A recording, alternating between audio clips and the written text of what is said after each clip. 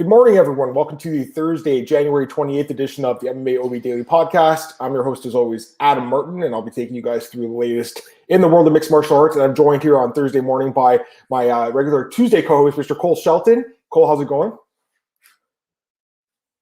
Cole, you there? Oh, something happened there. Cole, you there? Yeah, I'm there. Okay. Did you hear me at all? Nope. Oh, you completely froze. Okay, so I just basically introduced you. I don't know what happened there, but yeah, we're going to have Marcel joining us in a few minutes. He's just actually finished work, so he's going to be coming in a second here. He's a mail delivery guy over there in Holland, and we don't know what's going on over there right now. So let me get this call for Kevin. Hi, fellas. I know the UFC rankings are dumb, but how is the 6th ranked lightweight also the number 15 pound for pound? There are only 4 lightweights on the list. I think it's to the heart why people think he's overrated. Okay, so today's podcast, we're going to go through like the top 25 fighters of all time. Basically what happened was the other day, Marcel was talking about Conor McGregor. We were all talking about him, and I think Cole had said he thinks he's a top 10 fighter of all time. Marcel said he's not top 25. I think I was kind of in the middle. I think I said like number 15. Here we go. There he is, the man of the hour, Mr. Big Marcel 24. This is going to be fun, guys. We haven't did the three-way call yet. So, Marcel, everything's good, man? You're safe? Yeah, man, as far as I know, I'm safe, man. Just some pissed off people over here a little bit, but I'm safe. Yeah, stay safe, bro, because like I said, we need you, Marcel. Okay, so I mean, listen. Basically, what happened was we had like a discussion. It wasn't an argument or anything, but we're just kind of deciding where to put Conor McGregor on the list of the all-time greats. So go ahead. Hey, man, I had to put you two on hold, man. I was like, you were giving Conor so much props, like, oh, he's amazing. I was such a big fan, and this other guy. Come on, guys, what the hell happened to my cam? There you are. So yeah, I was like, I had to give a little bit back here. So yeah, top 25. What I said, a little bit of a stretch, maybe, but yeah. I wouldn't put him in my top 15, for example. But I mean, I still think, it's just my opinion, that if I don't have him in my top 25, it isn't that bad of a list, that's maybe a better way to put it, because I'm not backtracking here, by the way, but that's a better way to put it. No one's going to backtrack here. I think Cole was the guy that was like adamant he was the top 10 guy, but I'd like to go through this list. So I mean, it's okay. Listen, top 25. It's not easy to do. I went through the annals of MMA history, kind of getting this list together, guys, and I don't have like a number 1, 2, etc. I just have like 25 guys on my list. So I think the best way to do this is to kind of like get the top guys out of the way, the guys that obviously are in the top 10. So I think, there's a few guys I have on the list here. I think John Jones we're all going to put in the top 10, right? Is that fair to say? Okay, yep. So GSP, is that another guy? I have him there. Yep.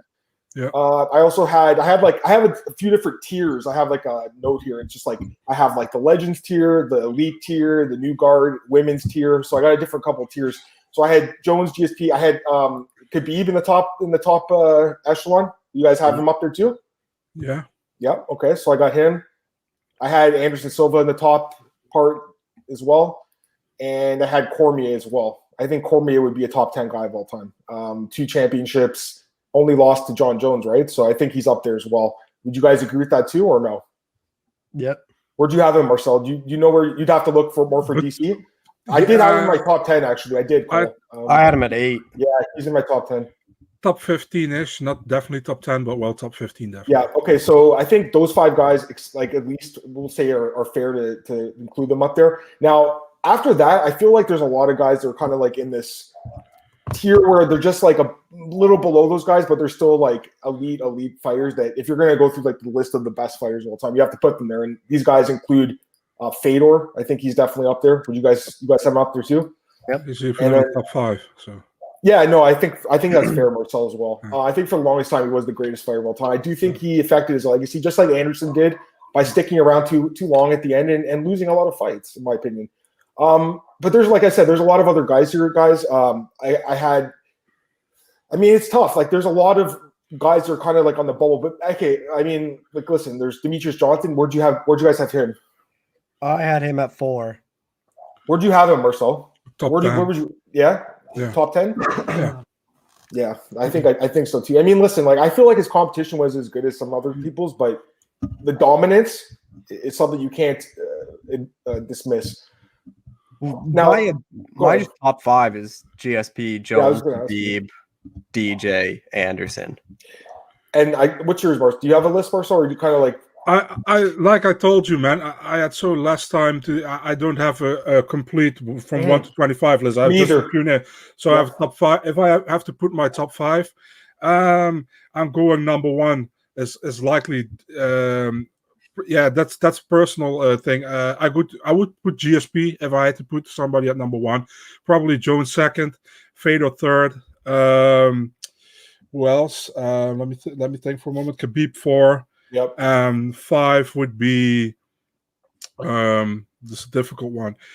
Probably man, that's a difficult one. I honestly would have DC probably up there. Like the more you look into DC's career, it's very good.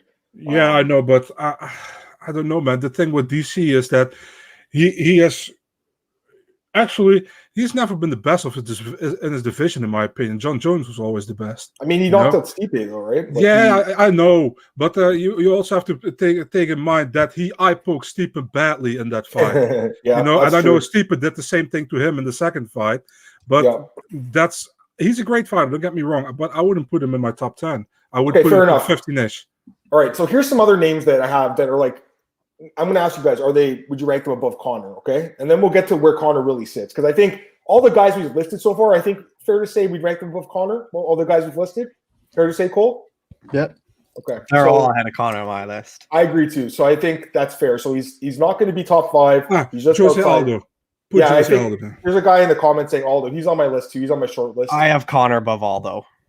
Oh, my God. Yeah, if you have the head-to-head win, pretty interesting. Go ahead. Head-to-head win and 2 titles. Oh man, are you kidding me? Come on, man. Aldo's legacy is so much better than Conor's. But Conor beat everyone Aldo beat. Yeah, but who cares, man? He didn't do it for a title. He never had something on the line when he had to beat those guys that were just 3 rounds. It was moving up the rankings to get to the title shot. Everyone Aldo defended his belt against, Conor beat on the way up and then beat Aldo in 13 seconds. And then became a second division champion. We never saw a rematch, man. So listen, man, that can be a freak accident that he lost at 5 via KO within 13 seconds. So listen, man, I give props to Conor by knocking out Aldo. Don't get me wrong, man. But to put him ahead of Aldo, no freaking way, man. I mean, I respect you, Cole, but come on. Yeah, Aldo, I'm looking at his career. I mean, we already know it's amazing. And the problem I have with Aldo is the end of the career, man. Like, you look at the last bunch of fights, and I know that some of them were kind of close, like the Moraes fight. Dude, he's got a lot of losses at the end of his career, a lot of knockout losses. That does hurt guys' legacy. That's why I wouldn't put Anderson at the top. At one point, Anderson was probably the number 1 guy of all time. But all the losses at the end of his career, same with Fedor, they do drop these guys. That's why a guy like GSP that walked away and was like, screw it.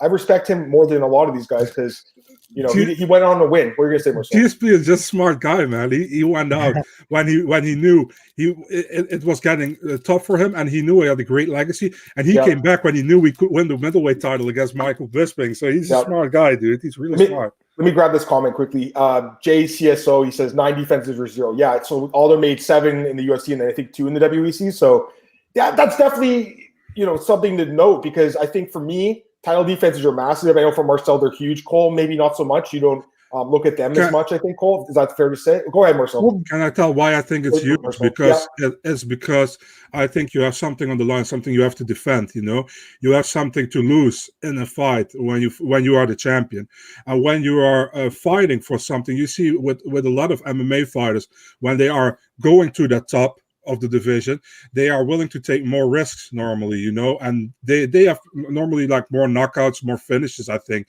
And when you have a belt, you saw it with many guys with a John Jones, with a GSP, when they had the belt, they fight more safe. So you fight different when you have a belt, and it's more difficult to keep that belt than to go win a belt with pretty much nothing to lose there. And Conor had nothing to lose, never. In one fight, he had something to lose, and it was the fight against Mendes when he took that short notice fight when he was supposed to fight Aldo. That's the only fight where he had something to lose, in my opinion.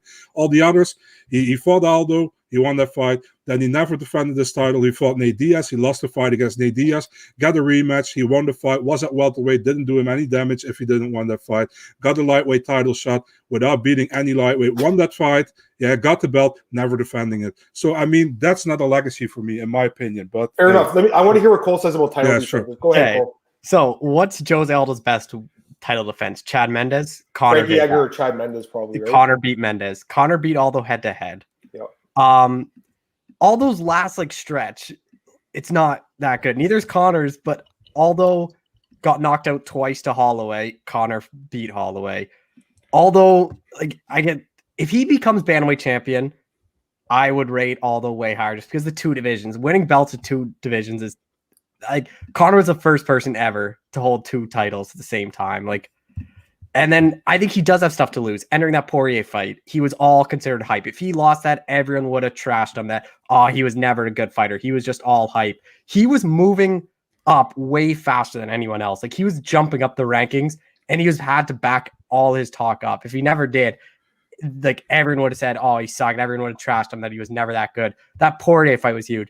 Him fighting Mendez, he had a lot to lose. Him fighting Aldo, after everything he said to Aldo, if he lost to Aldo, his kind of whole thing is over. And then he finished him when no one was finishing Aldo. No one was even beating Aldo. Yeah, fair enough. I want to get these comments quickly, guys. Kevin says, Nate choked out Conor. Does that make Nate's career better than Conor? It's so hard to say, guys. Like, because Max has 2 wins over Aldo, but he lost decision to Conor. So it's like, you can't play MMA math all the time. One second, Marcel. Yeah. Jason says, I disagree with Marcel. Honestly, Conor knocked out Aldo in 30 seconds. Case closed. And Kevin says Aldo's masterclass versus Frankie at 200 was impressive. And at 156, I think it was. Marcel, go ahead. Make it quick, though, so we can move on to some other guys. The guy who says, so Chris Weidman is a better fighter than Anderson Silva, case closed. I mean, that doesn't make sense to me, but just what I wanted to say, it's like,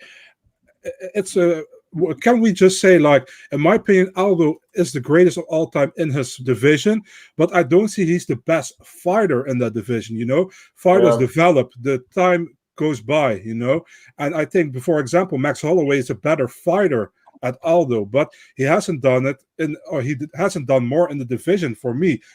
He even beat Aldo twice. I know that, but he hasn't had the same title defenses he has, and that's big for me, That's how I look at it. And I understand Cole, the way Cole looks at it, You guys, Cole, I respect you a lot. So it's just, I love to debate about this because I always debate about these things with people.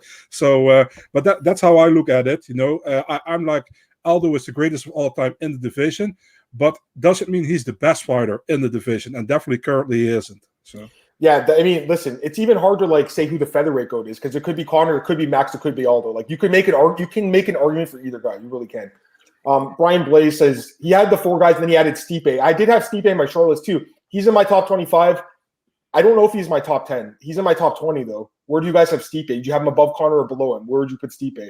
I think you'd have to maybe put him above. What do you think? I have him above. Yeah. I have him at. So I had a hard time if I put Stipe or Fedor. They're right next to each other. I keep flip-flopping them. I don't know who's ahead. I think if Stipe goes out, beats it Ngannou again, say he beats Jones, then he skyrockets up that list. Yeah. What do you think, Marcel? I have him above Conor, yeah. The thing is with Fedor, the problem is, man, for a lot of fans, Fedor is like that guy who came in Strikeforce and lost 3 in a row, But if you have watched Pride, and Pride was back then was bigger than the UFC, Yep. He's been like undefeated for 10 or 11 years. He heavyweight against good fighters. He won against some freak shows as well and against some cans. Don't get me wrong, but he had some solid, legit fighters on his list that nobody could beat at that time. Yep. And he's been undefeated. So nobody has done what he did in the heavyweight division. And like I said, man, divisions develop, so it's very hard to compare. It's very hard to compare a Chuck Liddell's legacy with a John Jones legacy. You know what I mean? It's very hard to compare early era UFC with today's UFC or MMA. You know, it's just very hard. So I would have Fedor above Stipe, but like Cole says, man, if Stipe wins again against Ngannou and he defeats Jones, then it can be hard, man. I mean, even with Fedor going undefeated for 11 years, man, Stipe has done so much in the heavyweight division, which has been never seen in the UFC, in my opinion. So, I agree. It's a tough call, this one. Okay, so I had some other guys. I had, like I said, a couple of different like tiers in my list here. So speaking of Stipe, I had one called I called it the new guard. So other people that are kind of like contemporary modern fighters that could be in the greatest list. So besides Conor and besides Stipe, how about Adesanya? Would you put Adesanya above Conor on your all-time list? Not yet. If he beats Jan, would you? You'd have to, Cole, because like I mean, at that point, like two titles at 205, 185, right? But I don't rate Jan that high up, anyways. I know what you're saying, but I mean, like what he's did at 185 to me is like no one's beaten him. So you're talking about the greatest of all time. I mean, I think Izzy's starting to get up there, guys. Like the more I looked into, I have Izzy in my top 20. Yeah, I think if he beats Jan, he comes into the top 15. 1, 2, 3, 4, 5, 6, 7, 8. 8-0. He has wins over like the number 1, 2, 3, 4, 5, and 6 contenders or something. Like the guy he's good. It's a tough one. Here's a guy, and Kevin mentions it. Here's another guy this is a tough plate. Where do you put this guy? Because he's on my short list too, but because of the way history went, I'm not sure where to put him. And that's Mr. Frank Shamrock. He wants to hear your take on it, Marcel, because I honestly don't know where to put Frank, because at one point he was the greatest of all time. He walked away in his prime. I don't know where to put him, because I think if he didn't have those fights with Dana and everything, he would be in the Hall of Fame, and people would say he's one of the greatest, like a lot of us hardcore fans think. What do you think, Marcel? He's definitely in the top 25, man. I think Frank Shamrock is one of the early guys, the pioneers, like a guy like Bas Rutten, Ken Shamrock, Frank Shamrock. He's in that category. And Frank was one of the first really overall complete fighters, in my opinion. So he should be in the top 25, definitely. Frank, the thing is, it's actually horrible that he's not in the UFC Hall of Fame, man. Dana should really put emotion aside. And I understand that Frank has trashed the UFC so many times as well, with what he said. But be the bigger man about it, and he should be inducted in the UFC Hall of Fame. Undefeated in the UFC, I think 5-0 in title fights, right? And he stopped after. I think he stopped after the Ortiz win. He retired, but then he started again at WEC, and he also fought in Strikeforce again. So I mean, great fighter overall, man. And like I said, one of the first complete mixed martial artists we ever had. He retired at age 28 the first time. Like in his prime, he was coming off like a long winning streak, and then he stepped away for a few years. And the last couple fights weren't that impressive.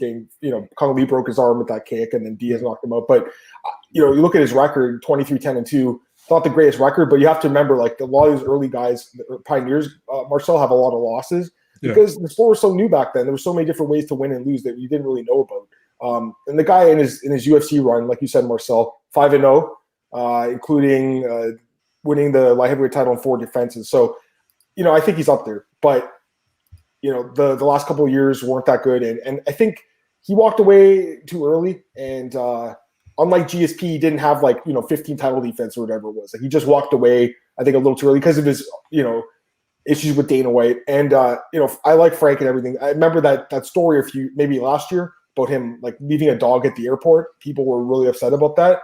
So I don't know how much push there's going to be for him to get in the Hall of Fame from fans, because I think fans remember that kind of stuff. But as far as like what he did in the octagon, I mean, there's no doubt. But I think you're right, Marcel. I had a list of like pioneers, right? So like Frank Shamrock was there, Bas Rutten, like you mentioned, your guy. There was a few other guys like Ken Shamrock, obviously. I think Mark Coleman could be up there. Kazushi Sakuraba is another guy.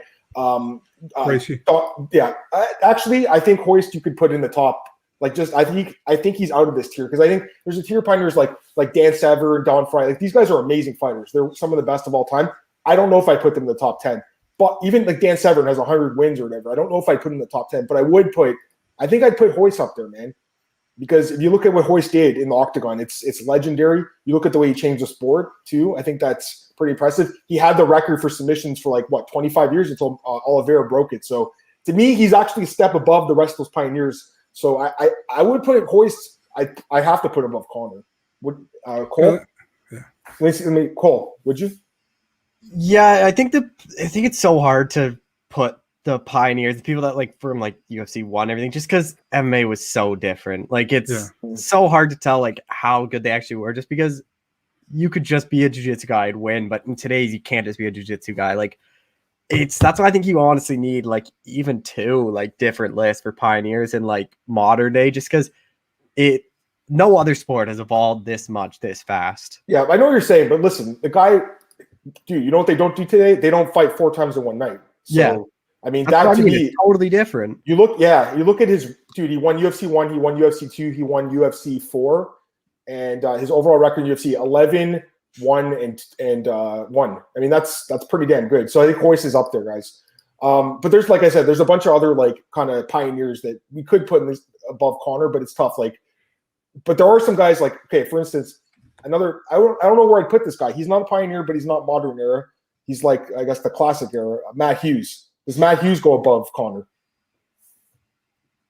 Marcel.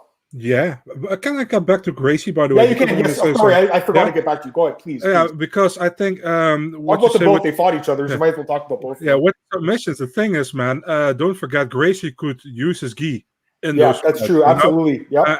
And the modern day fighters can't use their gi, so he could hold his for those. Imagine Dubronx had a gi on. my mic, that's great. Imagine Dubronx had a gi on, Cole. He would just choke everyone so easily. So, you okay, Marcel? There you go. Yeah, okay. I took that. Marcel's excited, guys. But I think that's the thing as well.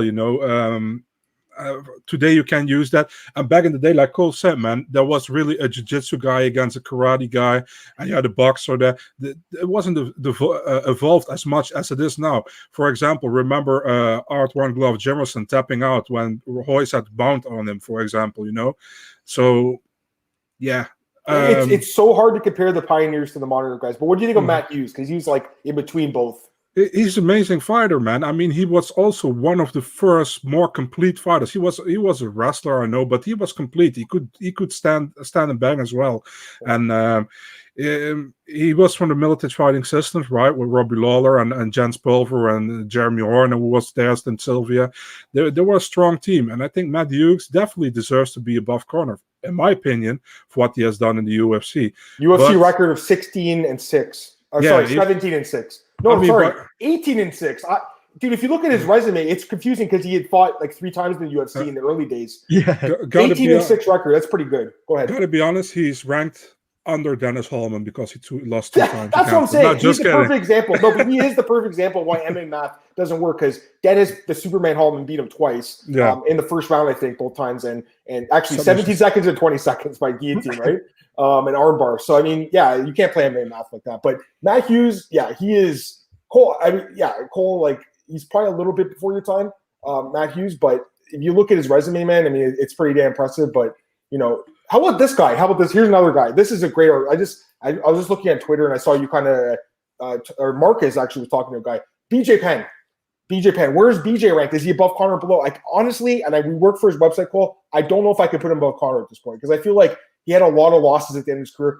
I don't want to trash BJ. We already know what's going on with him. We saw the videos. We all saw it. We all love the guy. We work for his website. He's our employer, Cole. But at the same time, I think I'd have to put Conor above him now. What do you think? Yeah, if he retired after Nick Diaz, say, all right, I lost that fight, I think I'd put him above. But just all the losses since, like, too many losses at the end. Yeah. What do you think, Marcel? Yeah, that's tough, man, because the thing with BJ Penn is he's one of a kind, he was like that you got that. You guys all know the story about being in McDonald's and not really training and just choking out Matt Hughes, man, when nobody expected it back then, and that's when his career got off real quick. And for some time, the UFC didn't have the lightweight division, so he didn't become the lightweight champion until UFC 80, I think. That was against Joe Stevenson, if I'm correct. And after that, he lost to Frankie Edgar around UFC 111 or 112. I don't know. It was in Abu Dhabi. So after that, it went downwards for BJ, But that era between UFC 80 and UFC 111, that was big. And even before that, man, he was good. So it's difficult. But can I put him in front of Conor? I don't know, man. But let's say they are close neighbors. Yeah, like again, we're slightly biased because we work for him, but I wouldn't put him up there. BJ's in the top 25. Even with the losses, you got like what he did early on when he was dominating these guys, especially at higher weight classes. It was incredible, man. He fought Machida, right? Marcel at heavyweights. There's a famous picture of him eating the burritos, right? I got to find that picture. It's such a great picture. He's so big in that one. It's like 220-pound BJ. No, 191. He was 191. Machida was 220. But yeah, I mean, he's got some great wins. Matt Hughes, like you said, and a bunch of guys. Sean Shirk there's some good wins on there. But I don't know, like the last bunch of like fights. Look at his last record here: 1-9-1 in his last 11 fights. That is bad. By the way, the first UFC card I ever saw in person was UFC 123 in Detroit. I drove to Detroit with my friends. We saw him knock out Matt Hughes in 21 seconds. That was the first card I ever saw. 10 years later, I'm working for his website. Pretty crazy, man. Small world. Okay, so there's a couple other guys here that I had from like the middle tier era, I guess. Chuck Liddell, Tito Ortiz, Randy Couture. These guys are legends. Who else did I have in that? Dan Henderson was another guy in that kind of bubble. There's a few other guys like Shogun, I think, would be there too. Rampage? What about those? Rampage, too. I think he's a little bit below personally. Yeah. Okay. What do you think of those guys like Chuck, Randy? Randy's a really good question because he has 2 titles. He has multiple title wins in the UFC. Is he above Conor? Either of you guys can answer. You go first, Cole. That's a tough one, right? Yeah, that is tough. Randy's another guy with a lot of losses in his career, guys, but the quality of wins he has it's just phenomenal. And again, a smaller guy beating bigger guys like when he fought Tim Sylvia. What do you guys think? Tell me. So that's a guy, if you put him above, I couldn't argue. If you put him below, I'd have no argument. They're kind of right near each other. You could put him 1 above Conor, you could put him 1 under, you could put him 2 above, you can put him 2 under. They're around that same area. What do you think, Marcel? I mean, he gives guys like us hope going to being champion on your 40th, your 40 year when you're 40 years. I mean, I probably would put him a little bit above him, not far, but a little bit. I mean, yeah, you know what? It's a respect thing as well, you know, for the more older guys. I think he's a top 10 guy of all time. I mean, he really is. Like again, if you look at what Randy's did, like it's incredible. And again, you know. He's a guy who kind of overstays his welcome a little bit, but man, the quality of wins he has, and his record's not great. 19-11, we know that, but Chuck Liddell, Tito Ortiz, Vitor Belfort, it was the eye injury thing. Mark Coleman, I mean, he's got a lot of wins over legends and stuff, so he's up there. But it's so hard to compare the current guys to the pioneers. Another thing that's really hard to do is where do you put the women in this question? Because I actually think I have 2 separate lists.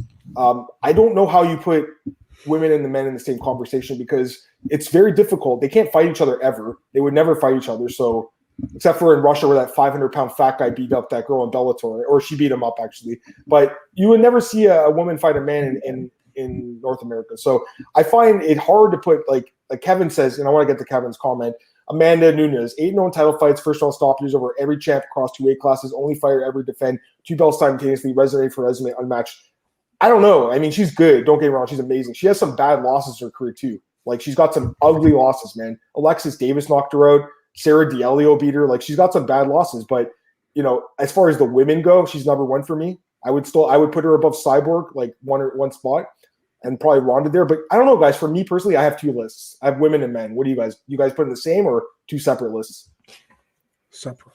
Yeah, separate. Yeah, I think you have to do separate too. Like, it's just too hard to match them all in the same, like the pound for pound. That's why the UFC stopped doing that. They went to 2 pound for pound lists. Like, you don't know what maybe the best female is the best fighter ever, but you just don't really know. Especially because women's MMA is still so new that like it's still only like you're just seeing so many changes still. Like, I don't know. Like, Nunes by far is the best female fighter of all time. I think you do what I would do Cyborg second, and then Rousey would be up there just because of what she did. But Valentina's up there too. I think Valentina. Would you put Valentina ahead of Rousey? That's a tough one for me. I was kind of thinking about that too. Again, this is a different list. This is why I'm saying it's a different list, because if you're going to do top 25 all time, you don't have Nunes and Cyborg in it. That's a bad list, right? But at the same time, I feel like those you can't say they're like the 23rd and 24th best fighters. You got to say like they're number 1 and 2. So that's why I have 2 lists. And they would both be their call. And I'm not sure who else I put in the top 10. Probably like women's fighters of all time. It's a tough. You know what? We'll have to say that for another podcast. Don't want to get to it. Go ahead. So I have my list. I want to see if you guys think in the top 25, coming in at 21. I had Patricio Pitbull. Do you think he's in the top 25? I'm not sure. I got to think about one sec. Hold. Let me get to that in 1 second. I just want to mention a few other names that I had that you could put in the top 25, and then I'll let Cole go. As I forgot to mention this earlier, and I had talked about the new guard. We talked about Adesanya. I think Max Holloway you could make the argument he's top 25. I think you can make it about Cejudo, and I think you can make him a Poirier at this point too as well. He's got some quality wins. Please, Cole, go ahead. So you had Pitbull at 21. what he's did in Bellator is amazing, but I don't know, man. The competition has not been the greatest. Let's be completely honest, guys. Like, it's been good. It's been tough. Like, some of these fights, Pat Kerr and Daniel Strauss, they're tough fights. Emmanuel Sanchez, tough fights. Michael Chandler's an amazing win, especially now when you saw what he did. But I don't know. I'm not sure. And he does have some, again, he's a guy with some bad losses. Joe Warren, Daniel Strauss. I don't know. He's amazing. He's amazing, man. I'm not throwing shade at Pitbull at all, dude. I'd love to see him in the UFC. I think he's the guy that could be a champion in 2 different weight classes, but just looking at his resume right now, I'm looking at it right now. His best win in his career is Chandler. Second best win is probably Daniel Strauss. Like, I'd say Juan Archuleta. I think Juan Archuleta is a top 5 bantamweight in the world. That maybe top 3.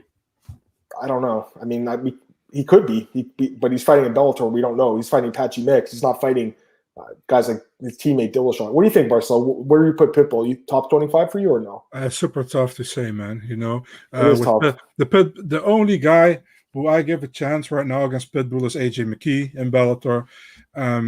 I mean, he's also not really proven yet against. Yeah, I know he's doing very well, you know, but I mean, did anybody expect Pitbull to lose against Pedro Carvalho last time out? Nobody did. No. He picked that fight, and he was smart to pick that fight. I know only some idiots in the Netherlands over here thought Pedro Carvalho had a chance, but yeah, I mean, what you gonna do? Dude, my fiance's Portuguese, and she thought he was gonna lose. She's like, this guy's gonna get yeah. He's like the only Portuguese fighter too. Literally everybody thought that. So it's not no disrespect to Carvalho, but Pitbull was very good. But it's so hard to measure, you know, when to see the level of competition. Listen, Pitbull is a great fighter, but I don't know if I have him in my top 25, and that's no disrespect to Pitbull. You know what? The more I think about it, it's like I make the argument all the time he's the greatest Bellator fighter of all time because he has the head-to-head win over Chandler. So the more I think about it, he probably is in the top 25, Cole.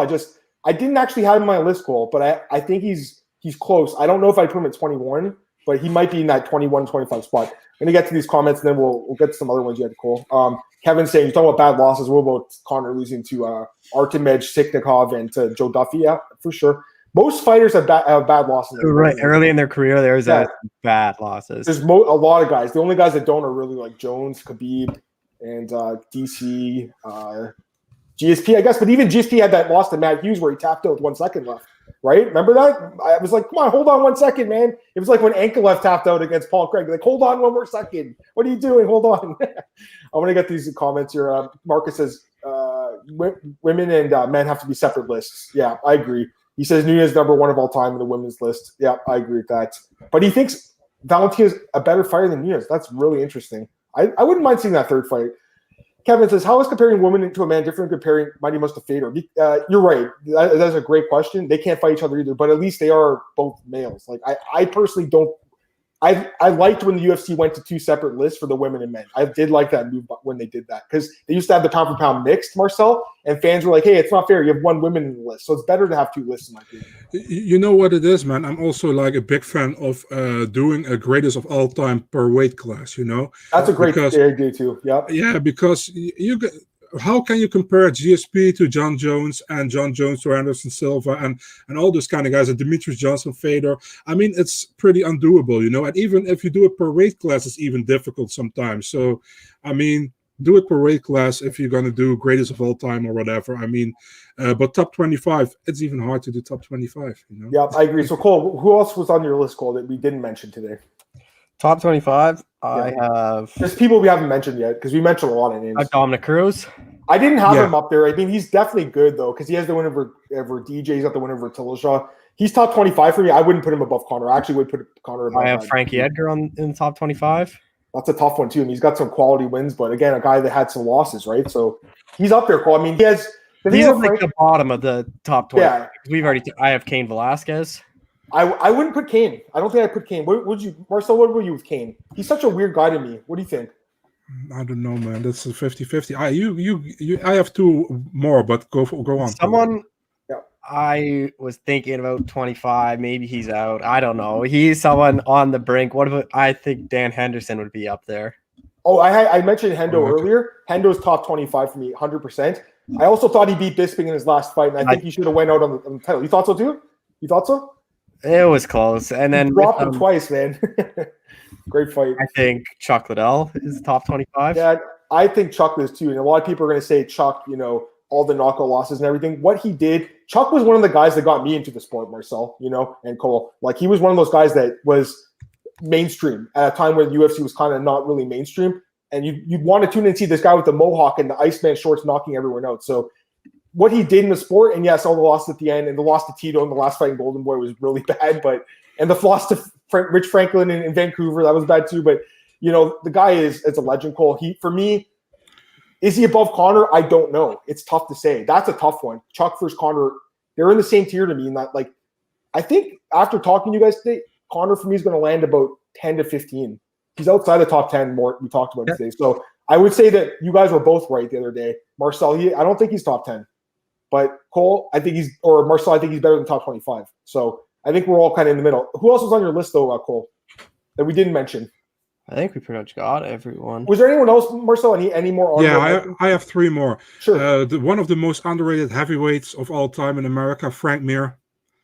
The thing about Frank is, he had that motorcycle accident that really screwed him up, man. I mean, he was literally the best guy in the world, I think, at that time. It was either him or Fedor, right?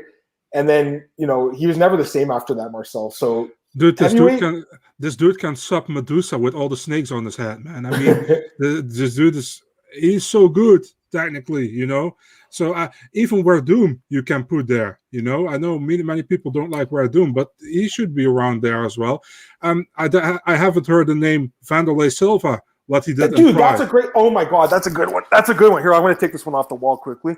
So I met Vanderlei in Toronto. Where is that? Got him to sign. Sign, nice. Yeah, I met him, and he came to my gym 7 years ago, I think. I actually had a broken arm at the time. There's a picture of me with a broken arm in Vanderlei. I was talking to him. He's like, "What happened?" I said, "I broke it in training." He goes, "Oh man, that's too bad." He's like, "What do you just do? You just do Muay Thai?" I was like, "Yeah." He's like, "You should do some jiu-jitsu, man." He's like, "Jiu-jitsu." The way he said it to me, I was like, "This guy is awesome." He's actually super cool. I love him, man. Huge Vanderlei fan. And Marshall, that's cool. They get the signed the thing. Definitely. But you know what? Yeah, I think I might have to put the Axe Murderer in the top 25 guys. Yeah, but again, probably Vanderlei, man. So many losses at the end of the career, though, man. Yeah. That's the problem. Like, these guys held on too long. I think that look at Vondrae. Oh my God, looking at his record right now, it's littered with losses. But some of the greatest fights of all time. By the way, the fight with Brian Stan, one of the greatest fights of UFC history. Both those guys just bit down their mouthpiece and chuck bombs. So yeah, Vondrae's up there. Was there anyone else that? One of my favorite fighters of all time, Vitor Belfort. Vitor's another great guy. He's an absolute great fighter. I know many people not really high on him or whatever, but I think he did great when he was in his prime. Yeah. But that would be a guy who I also consider for my top 25. But maybe just not. Maybe just. Marcus asked about Cejudo. Yeah, sure. Yeah. All three of us, I think, right? Yeah. And DJ too. Daniel says, good point by Kevin on the different weight classes, but there's a smaller sample of women. Thinking in a few years the genders could be mixed. That's a great point. It's still such a new sport. Think about it. When I started covering the sport, there wasn't women in the UFC. I started covering it 10 years ago. Dana White was, "Women will never fight in the UFC." That's what his famous quote. And literally, the next year, it bought Strikeforce, and then Ronda and everyone came in. Cole, do you want to take off? We're going to do some news now, or do you want to stick around? Yeah, I can stick around. Oh, perfect. I'm glad to hear that. Okay. I think that's it for the top 25 guys. Is there anything else that we want to mention? I think that it was a really fun exercise, though, right? Like, it was a nice debate, friendly debate. Kevin says no Benson or Pettis. No, I wouldn't put them in the top 20. Probably top 50. What do you guys think for those two guys? No way. Too many losses, too. No. There you have Frankie in the top 25 and Benson not, and Benson beaten twice. So that's come on. funny. The second one fight was such a robbery. That second one. Was close, man. I wouldn't call it a robbery. All right, fair enough. Maybe not a robbery. It was pretty. By the way, but I want to apologize that I don't have my top 25 list ready. Like I promised. No, you're fine. Because the thing is, I only had a list of Cole had a numbered list. I had a list of I have a big list of names. My numbered list was really not. It would just be like it would be like, these people can go like the 15 to 20 range. I'm not really sure where I'd put them. That's funny. Okay, so yeah, I mean, anything else you guys want to say as far as the Legends list go? Like, I think at the end of the day, I think it's fair to say it's a very subjective list, but there are certain guys that we universally agreed with, including the chat room here today, that are head and shoulders above the rest, like GSP, Jones, Anderson, it could be a few other guys that are heads and above, and there's a few guys that we wouldn't really put in the top 25, but there's a few guys in the middle tier like Conor and Chuck and a few other guys as well. So yeah, that was really fun. you guys want? Let's talk about some news and stuff. I gotta get your thought. I want to get both of you guys' thoughts on it. I'll start with Cole here. Cole, Mr. Mario Yamasaki is announcing a comeback to MMA. How excited are you for it, man? Well, it won't be in the UFC. Nope, it won't be. He says no. He says I realize I'm not going to go to the UFC. Bellator or PFL. I guess some shows in Brazil. What do you think, Marcel? You excited to have Mr. Mario back? And the funny thing is, I was looking at the comments. People were like, "Oh, go ahead, Cole. No worries." People are like, "I miss him doing the stupid heart thing." I'm like, the guy almost killed. He almost killed Priscilla Cachoeira, dude. She almost died for her sins in the octagon, bro. Do you remember that fight, Marcel? Yeah, of course. Everybody remembers that, I think, man. I mean, yeah, Yamasaki sometimes, but I mean, I think he was a good. How do you say, the replacement for Steve Mazzagatti, and now Yamasaki is gone. We have Herb Dean right now. So we're talking about women. What happened to Kim Winslow? She just stopped reffing fights one day. Yeah, what about Steve Mulhall? Same. Steve Mulhall, who's that? The guy who always did before they started. Oh, wait, hold on. Steve Mulhall, referee, right? Oh, Kevin Mulhall. Oh, what happened to him? What the hell? Dude, that's a great point, Marcel. I actually completely forgot about that, dude. He was a great ref, wasn't he? He was pretty good. It wasn't bad at all. It wasn't bad, I guess you could say. Let me just get these comments quickly. Marcus says, would you guys put Francis in the top 25? No. But if he knocked out Stipe, probably he'd be up there. Or would you guys put Sakuraba? I mentioned his name during the Pioneers list. He's a tough one to say because, yeah, I mean, he was the Gracie killer and he was beating guys at heavier weight classes, but he has a lot of losses in his career. What's his record? His record is 26, 17, 1 and 2. I mean, it's not a great record, but yeah, he's I don't know, maybe borderline top 25. What do you think, Marcel? Would you put him there? Oh, Francis. No, Sakuraba. Sakuraba. He's another guy like that early pioneer guy. Definitely for Japan. I mean, I consider him for top 25. Would I put him there? I don't know, man. It's difficult, But he is one of those guys who definitely you wouldn't hear me complain if somebody puts him in the top 25. Cole, would you put Nagano in top 25? No. Top 50? I don't know. There's like champions. There's champions. He's never won a belt. Exactly. I agree. I mean, what he's did is amazing, but he's got to win a title. You can't, of all the names you mentioned, was there anyone we even mentioned today wasn't a champion? I don't think there was, right? Let me look at this list. Poirier is the closest guy because he won the interim belt, but he hasn't won the regular title yet. But there's no one else except for some of the pioneers that maybe didn't win an actual title. I guess Condit. Dan Henderson, he never won a UFC title, so maybe he has a tournament. Condit's he had an interim title though too. There's not too many great fighters that didn't win a belt because when you win a belt, you usually are a great fighter. So Daniel says Battle fan wouldn't apologize. I'm disappointed in myself. Nah, Marcel and Cole and me. Go ahead. Hey man, I mean, you sound like my parents, man.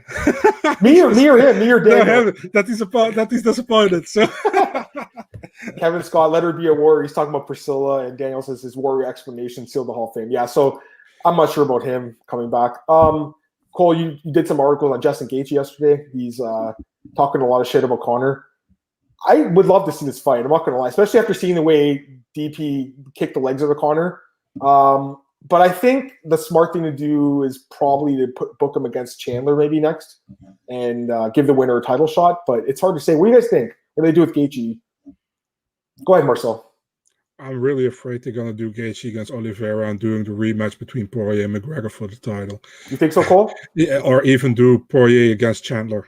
What do you think, Cole? I think there is a better chance that Poirier fights Conor than he fights Oliveira. I don't think there's any way the UFC books Poirier Oliveira because unfortunately Oliveira is not a big fight. So the UFC, I think, if they realize, okay, let's just get Conor a different fight, they're going to do Poirier Chandler for the belt, especially Chandler being on that card, doing everything he did. He has a lot of hype now.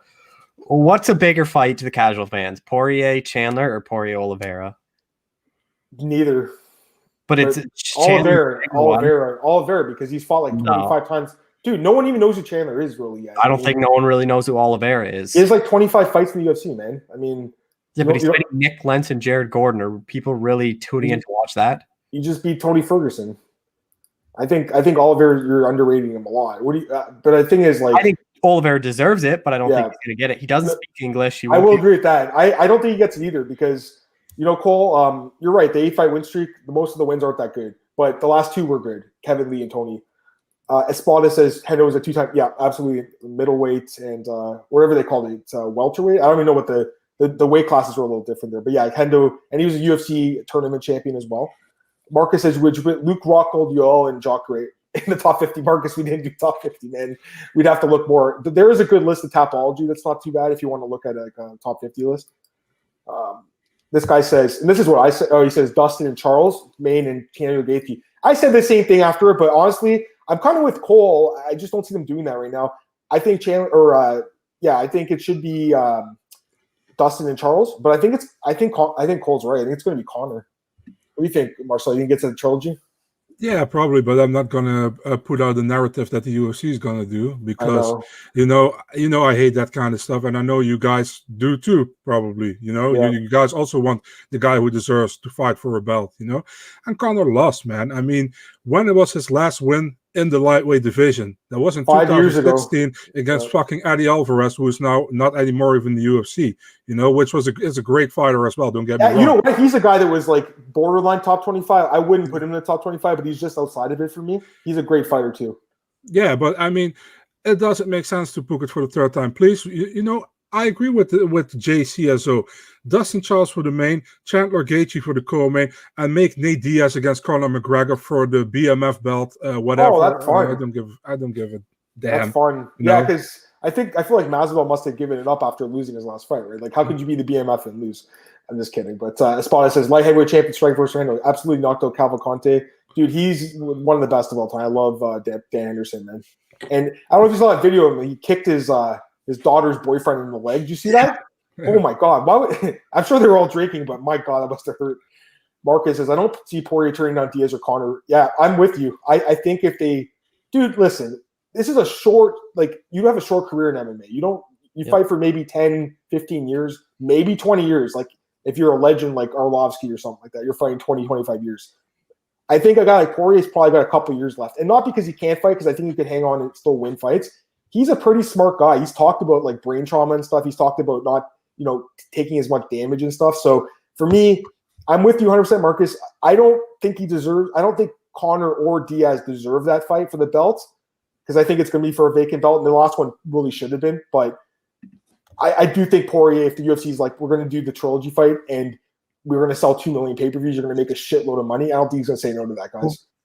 I think because of that last fight wasn't for a vacant title, there's a better chance they do the trilogy for the vacant belt. If that fight was for the belt, Conor lost, they would have moved on. But since it's not for the belt, they're now 1-1. There is a fight for the vacant title at 1-1. I think that's a bigger fight than what the rematch was. They should just do a 3rd fight at 170. You already said that. Just do it at a different weight class. Conor's best weight class where he doesn't have to cut weight. But what do you think, Marcel? You think Conor ends up getting the fight? Of course you will, man. It's Dana. I mean, Dana always wins. Dana always wins, guys. Dana probably hide in the corner after that fight last Saturday, man. I mean, he definitely, if he wants that fight, and Poirier also didn't refuse to a 3rd fight. That we all know it's probably gonna happen. Should it happen? No, not for a title, in my opinion. I think Poirier should fight Oliveira next. That's the right fight to make. But we all know that the UFC never makes the fights that make sense. They always go where the money is, what the casual fan wants to see. So it's gonna happen. It's true, and I'll tell you right now, like even at my own household, the next day, my family members are asking me about Conor. What happened to Conor? Did he lose? They weren't asking about Chandler. They weren't saying what's going on with Charles Oliveira. Is he getting his title shot? They're like, what's going on with Conor? So, I don't think he deserves it, guys. But I'm kind of with you that he'll probably get it. My dad, when he woke up in the morning and I woke up, he's like, "So, did the UFC already make Conor Poirier 3?" Yeah, exactly. Your dad's smart, dude. He got it. You know what my dad said? What did he say? He said, "In what round did Dustin lose?" I look at him. I said, "Dustin won." Are you serious? Like, yeah, he won. Oh man, I didn't saw that one coming. Do you know what? What's weird is, so my dad goes to bed early because he wakes like he leaves for like 4:30 in the morning. So literally Saturday before he goes to bed, he's like, I don't think it's gonna happen this fight, but he's like, I can't wait till Conor McGregor gets knocked out cold. He hates Conor McGregor. He hates all the trash talk and everything. And he's like, he's like, what sucks is I know Poirier's not gonna do it. He's like, that's why I won't stay up for it. He stayed up for Khabib because he knew Khabib was gonna just demolish him. But he's like, I know Poirier's not gonna do it. And then when I go to bed, I write a little note and I said, should have stayed up. Poirier just knocked out McGregor. And then he wakes up and he's like, Are you effing serious? Had to Google it and stuff. I'm like, yeah, I could have stayed up. You would have seen it. Cool. Yeah, nice. What does Kevin say? I don't think Conor fights for the belt next. For some reason, I don't think Dana wants the belt on him. I don't know about that, Kevin. I think they want him really bad around him, actually. The thing is, even if he has the belt, I don't even think they care if he defends it. He can win it, get the belt around him, and then move him up to 170 for another shot at, like, I don't know, someone there, like Masvidal or something. Like, there's so many fights for Conor right now. Like, the thing is, guys, what happens if he loses again? Because 2 losses in a row, 3 of 4, or 4 or 5 if you include the Mayweather, that's pretty bad, you know? Just say he goes in there and gets knocked out again. You just do the Diaz trilogy. That's the thing. After that, yeah. I don't think people do. I don't think he does the Diaz trilogy because I looked at Sean O'Shaughnessy wrote something in The Athletic, which I agree with. He said the Nate Diaz one is basically the fire hatchet. You break that glass door and you take the thing to break out of a burning building. Because the Diaz fight can happen anytime. They can be on 8 fight losing streaks and people will still watch McGregor Diaz 3. Mm-hmm. Another question here. Marcus, hope you guys do more shows in the future together with all 3 of us. Yeah, it was fun. It's fun. It's, you know, it's not as easy to do 3. I gotta be honest. Like, I'm trying to throw it back at you guys as much as I can. I'm not used to doing 3 people, so I apologize if I miss some of you guys at some points, but trying my best here. But thanks, Marcus. I appreciate it. There's just a few other things I want to talk about quickly. One matchup. We got like 5 minutes left. We're going to talk about 2 more things. Okay, so first one is a upcoming fight. They just announced it. They announced 2 middleweight fights. It's like almost like a mini tournament. I talked a little bit about Whitaker and Costa, I think, with Marcel the other day, or maybe it was with Cole. I can't remember. Was it with you, Cole? I think it was with you. And then they announced Vettori and Till. So what do you think? Do you think that the winners of each fight were going to fight each other later on for the belt, for a vacant title? Or do you think that maybe it'll just, if Izzy wins that title, they'll just say, you know what, we'll make Whitaker and Costa a title fight at that point? What do you guys think? Start with you, Marcel. I haven't really thought about it, to be honest, but I don't know what they're gonna do. In my opinion, the Whitaker deserved the title shot. You know, that's my opinion. And Costa got demolished in his last fight against Adesanya. He doesn't. Don't get me wrong, I like Costa, but he doesn't even deserve to fight Robert Whitaker right now, in my opinion. So they should have done a Whitaker. If they didn't give Whitaker the title shot, they should have given someone else. Vettori, for example, Vettori. Yeah, 2 guys off a win. Yeah, that's the thing, because Costa. Listen, they both lost to Adesanya, but Whitaker's beaten Cannonier and Till since then. Go ahead, Cole. Go ahead, Cole. Cannonier Costa as the next fight. I think Whitaker should have been fighting for a title, but I think the middleweight division is a little 8-man tournament right now. You think so? Yeah. Whitaker Costa on this side of the bracket. With them is Hall and Brunson. Mm-hmm. The other side, Vettori Till. Yep. Hall Weidman winner, Jared Cannonier.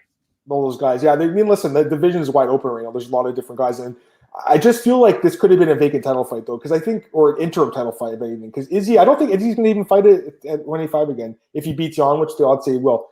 We got 5 minutes left, so I want to have time to plug some stuff at the end. But I do want to talk about this fight, which Marcel can't wait for this fight. He can't wait. Marcel, he's already bought the Triller pay-per-view of the Jake Paul versus Ben Askren fight, and there you left. Not gonna lie. It is the same day as Costa. I know. It's the same day. I'm looking more forward to this fight than Costa Whitaker. I'm like 99% sure Robert Whitaker's going to win. I have no clue who's winning this one. I love these clown fights. I am all in on this. I'm actually really looking forward to it. I want to hear, okay, I know me and you, Cole, we like these fights. What do you think, Marcel? I'm a diehard purist. What do you think? I mean, really like Ben Askren. I respect the guy a lot, but really Ben Askren is going to box. I mean, against Jake Paul, with Jake Paul have knockout power, and Ben Askren has been stopped brutally, man, against Masvidal. He's been almost stopped brutally by Lawler, but he came back. I mean, I don't know if this is a good idea But hey, listen. If he loses to Jake Paul, thank God he's a retired MMA fighter. Imagine he is still active and he's losing to Jake, the YouTuber Paul. I mean, I know. Listen, man, I see you guys looking like, oh, this is a fun fight. I'm looking forward to it. I don't give a F about this kind of stuff, guys. You know that. Adam knows that. But because I'm on your show, I will be polite. I don't think it's a great matchup for Ben Askren. But hey, let's see what happens. Maybe I'm wrong, but I'm definitely not going to watch this fight live. Oh, go ahead, Cole. Go ahead. I can't wait. I am so excited. All my friends, I have a group from group chat with all my friends. They're just casual MMA fans. Right when this got announced, they messaged like, "So we're gonna watch at your house, Cole." Oh, if we can, all my friends coming over because these are the kind of fights we love. Give me all these fights. Give me Ben Askren boxing is hilarious, and I cannot wait to watch. I'm looking forward to it. What's funny? So I was doing the article on it because he was talking about his boxing skills being like underrated. He's going to use them in his fight. He's admitted he doesn't have one punch KO power, but he believes he'll put him away in the 7th round, Askren, via like a TKO. But the guy is he's funny, man. But I was looking for, like, I googled Ben Askren striking or Ben Askren boxing, trying to find pictures of him standing with his gloves in the air just for the article. And I couldn't find anything. And I'm like, okay, so what am I going to use? Then I found the GIF of him doing the shadow boxing, Marcel, from his fight with Robbie Lawler. He's doing this awful shadow boxing. That's the only clip you can find on boxing. Listen, I actually think that Ben is being undersold by people here. This is a professional MMA fighter who has had like 20 fights in MMA. He's fought heavy hitters like Douglas Lima and a few other guys, Andrei Koreshkov. I understand he was able to take them down and beat them up. He's not going to be able to do that here. He can maybe grab and clinch a little bit, but he can't take anyone down. But he took some of those guys' big shots, man, with 4-ounce gloves. He trains with Anthony Pettis. He trains with Rufus Sport. I think he's going to be a tougher fight than people think. I don't think this is a complete mismatch. I could be completely wrong. He also could go in there and just get KO'd and take the money and go home. Go ahead, Marcel. Adam, he better, if he gets tagged by Jake Paul, he shoots for a takedown, he grabs his neck, and he rear the fucking neck and chokes him. How funny would that be? He went for a takedown. I go out with a DQ loss and not getting knocked out by Jake Paul. Jake Paul actually made a good point. He said, what's going to happen when Ben gets rocked? Because when he gets rocked, he shoots. He can't shoot in this. Like, I literally want to see Ben Askren shoot because his first instinct, he's been MMA. Like, that's just your instinct at this point. Like, that's just when you're rocked, it's just autopilot. His autopilot is shoot for a takedown. I want to see him shoot for a takedown in a box match. That's why I like to. And the thing is, like, I agree with what Ben Askren said, where Jake Paul's this millionaire YouTuber guy. If it comes the 5th, 6th round and he hasn't got Ben Askren out of there, and he's just getting beat up, his nose is bleeding, his eyes getting shot. Like, do you really think this millionaire is going to stay in there? Or do you think he's just going to say, all right, screw this boxing for me. I'll go back to YouTube and make $1 million next month. Yeah, I don't know. And then was it with JCSO? Askren says the biggest payday of his career. I mean, good for him, right? And Marcus says, which fight do you think Diaz would pick between Masvidal and Poirier? I think he would take either of those guys, actually. Probably Poirier. He's the one calling him out.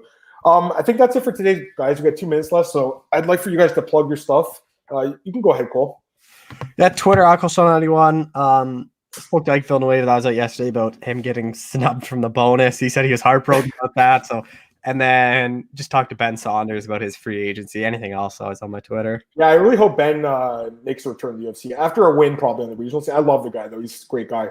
Marcel, please plug your stuff. Big Marcel24, Twitter, Instagram, MMADNA.nl, and there's likely an interview at the end of the week coming up with Julio Arce, who takes on Timur Valiev on February 6th. Awesome, man. You guys can follow me on Twitter at MMAdamMartin right there. Podcast, MMAOB.com, YouTube. It's on Spotify, iTunes, everywhere. Anchor. Definitely, we've been getting some good turnouts here in the chats lately, so I really appreciate everyone who's joining us. And it's a lot of fun. It's more fun when we have people to talk to, in my opinion. So, I love doing with you guys, with Marcel, Cole, and we love having you guys in the chat. So, yeah, MMAOddsbreaker.com. I got some articles out there. There's one on Dustin and who he could fight next. I'm going to have an overall monthly betting recap. I'll probably post it like tomorrow or something. And there's some other stuff there. We have events next week. I'll be back Monday. I'll do the podcast. If either of you guys want to, if Marcel, if you want to jump on, if you're off that day, you're welcome to join me. Tuesday, I'll be doing the podcast with Cole, doing the Overeem Volkov card. back to fights next week. And then what else? BJPen.com, I'm there all the time as well. So yeah, that's it, guys. But yeah, just keep spreading the word, keep doing the chats. I know since Marcel's come on more often, we've got a lot of his fans on here, so I really appreciate that. And welcome, guys. And yeah, talk to you soon, and have a great weekend, guys. And I'll be back Monday, 10 a.m.